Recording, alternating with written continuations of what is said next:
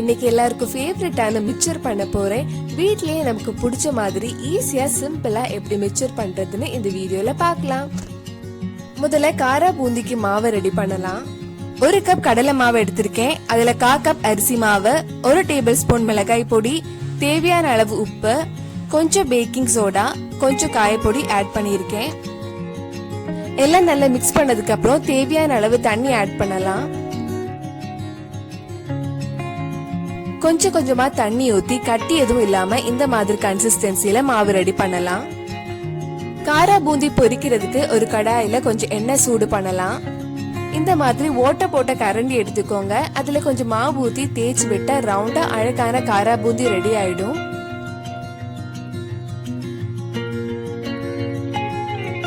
இந்த மாதிரி நல்லா பொரிஞ்சு வந்ததுக்கு அப்புறம் எடுத்துடலாம். மிச்சம் இருக்கிற மாவுலயும் நம்ம முதல்ல பண்ண மாதிரியே காரா பூந்தியை பொரிச்சு எடுக்கலாம். காரா பூந்தி ரெடி பண்ணதுக்கு அப்புறம் நம்ம அடுத்தது ஓமப்பொடி பண்ணலாம். 1 கப் கடலை மாவு எடுத்திருக்கேன். அதுல 1/4 கப் அரிசி மாவு, 1/4 டேபிள் ஸ்பூன் மஞ்சள் பொடி, கொஞ்சம் காயப்பொடி, தேவையான அளவு உப்பு, 1 டேபிள் ஸ்பூன் எண்ணெய் ஆட் பண்ணலாம். காரா பூந்தி பொரிச்ச எண்ணெய் கூட இதுக்கு யூஸ் பண்ணலாம். இதுக்கு ரொம்ப தண்ணி ஆட் பண்ணக்கூடாது. கொஞ்சமா தண்ணி ஊத்தி இடியாப்ப மாவு மாதிரி கொஞ்சம் கெட்டியா பிசைஞ்சு எடுக்கணும். இந்த மாதிரி பிசைஞ்சதுக்கு அப்புறம் நம்ம இடியாப்ப அச்சியில கொஞ்சம் எண்ணெய் தடவி இந்த மாவை அதுக்குள்ள வச்சிடலாம். எண்ணெய் சூடானதும் இடியாப்ப அச்சியில இந்த மாதிரி சுத்தி பொரிச்சு எடுக்கலாம். ஒரு சைடு பொரிஞ்சதும் இன்னொரு சைடு திருப்பி போட்டு பொரிச்சு எடுக்கலாம். இந்த மாதிரி மிச்சம் இருக்கிற மாவையும் எண்ணெயில சுத்தி பொரிச்சு எடுக்கலாம். எல்லா மாவு பொரிச்சதுக்கு அப்புறம் கை வச்சு இந்த மாதிரி பொரிச்சு எடுக்கலாம். இப்போ ஓமப்பொடி ரெடி ஆயிடுச்சு. அடுத்தது பொட்டுக்கடலை, நிலக்கடலை எல்லாம் பொரிச்சு எடுக்கலாம். நான் ஃபர்ஸ்ட் 1/4 கப் பொட்டுக்கடலை எடுத்திருக்கேன். நீங்க இந்த அளவு தான் எடுக்கணும்னு அவசியம் இல்ல. உங்களுக்கு பிடிச்ச மாதிரி மிக்சரை ரெடி பண்ணலாம். உங்களுக்கு நிலக்கடலை ரொம்ப பிடிக்கும்னா கொஞ்சம் ஜாஸ்தியா போட்டுக்கோங்க. இல்ல பொட்டுக்கடலை பிடிக்காதுன்னா அதை அவாய்ட் பண்ணலாம். உங்களுக்கு பிடிச்ச ஐட்டம்ஸ் எல்லாம் ஆட் பண்ணுங்க. பிடிக்காத ஐட்டம்ஸ் எல்லாம் ஸ்கிப் பண்ணலாம். பொட்டுக்கடலை பொரிச்சதுக்கு அப்புறம் 1/2 கப் நிலக்கடலை எடுத்திருக்கேன். நிலக்கடலை எண்ணெயில போட்டதும் கலர் சேஞ்ச் ஆகலேன்னு கொஞ்சம் வெயிட் பண்ணிட்டு இருந்தேன். ஆனா ஒரு செகண்ட்ல கலர் சேஞ்ச் ஆகி லைட்டா கருகிடுச்சு. நீங்க ஃப்ரை பண்ணும்போது ரொம்ப கலர் சேஞ்ச் ஆகாம சீக்கிரமே எடுத்துருங்க.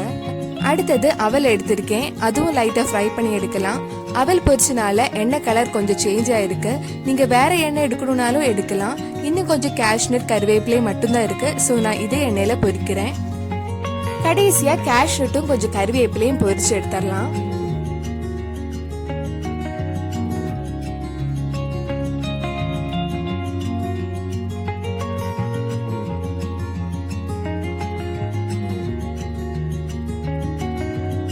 எல்லாமே தனித்தனியா அழகா பொரிச்சு எடுத்தாச்சு. இனி எல்லாம் மிக்ஸ் பண்ண வேண்டிய வேலை மட்டும்தான் இருக்கு.